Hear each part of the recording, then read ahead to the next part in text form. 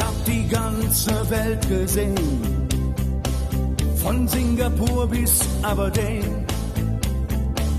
Wenn du mich fragst, wo's am schönsten war, sage ich Sansibar.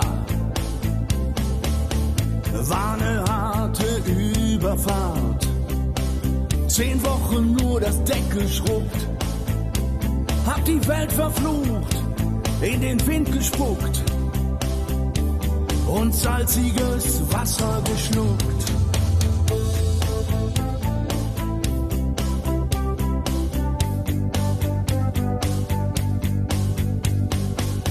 Als wir den Anker warfen, war es himmlische Ruhe und die Sonne stand senkrecht am Himmel. Als ich über die Reling sah, da glaubte ich zu träumen, da waren 1000 Boote und sie hielten auf uns zu. In den Booten waren Männer und Frauen, ihre Leiber glänzten in der Sonne und sie sangen ein Lied, das kam mir seltsam bekannt vor, aber so hab ich's noch nie gehört. So hab ich's noch nie gehört.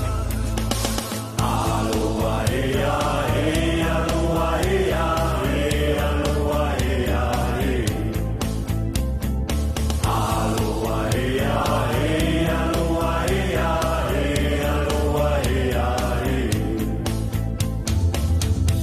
Ihre Boote machten längsseits fest und mit dem Wind wehte Gelächter herüber. Sie nahmen ihre Blumenkränze ab und warfen sie zu uns herüber. Und schon war die Party im Gange. Aloha, ea, ea, aloha, ea, ea, aloha, ea, ea. Aloha, ea, ea, aloha, ea, ea, aloha, ea, ea.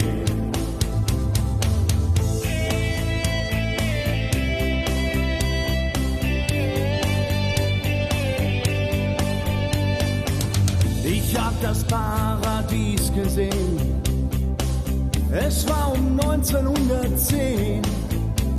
Der Steuermann hatte Matrosen am Mast und den Zahlenmeister haben die Gonokokken vernascht.